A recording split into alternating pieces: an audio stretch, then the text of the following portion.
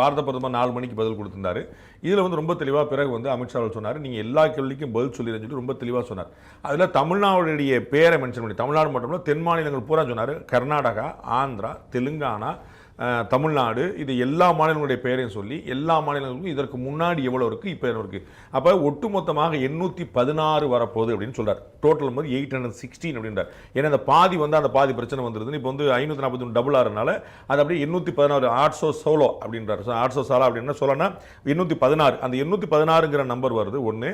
தமிழ்நாட்டை பொறுத்தளவுக்கு என்ன ஆயிருதுன்னா 39, அப்போ அப்படியே 20 கூட்டினீங்கன்னா 59, அப்போ 20 ஏன் கூட்டணும் அப்படின்னா 39 40 ட்ரீட் பண்ணுறாங்க. அப்போ தான் உங்களுக்கு வந்து அந்த நம்பர் வந்து ஏற்கனவே இருந்தோட பெர்சன்டேஜ் கூடியிருந்து 39 நீங்கள் படிச்சோன்னா நீ 0.5ல நீ வந்து நிற்கும். 0.5 முடியாது, அதை அப்படியே டபுள் ஆகிட்டு 40 ட்ரீட் பண்ணி புதுச்சேரி தனி, புதுச்சேரிக்கு 1 இருந்தது அப்படியே 100% கூடி 2 வரப்போகுது புதுச்சேரிக்கு. அப்போ புதுச்சேரிக்கும் வந்து வளர்ச்சி இருக்குது. ஒரு எம்பி இருந்த இடத்துல 2 எம்பி இருக்க போகிறாங்க.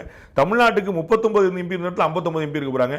ஸோ ஒரு நம்பர் கூட சார், பெர்சன்டேஜ் கூடயா சார் அப்படின்னு கேட்குறாங்க. ஸோ அந்த ரேஷியோ எங்களுக்கு 543ல் 39, அப்போ அவர் சொல்லக்கூடிய 816ல் எவ்வளோன்னு கேட்குறாங்க. 816 59, அது ஏற்கனவே இருக்கக்கூடிய 7 பாயிண்ட் சம்திங் பெர்சன்டேஜை விட கூட நிப்பாட்டிச்சிருக்காங்க.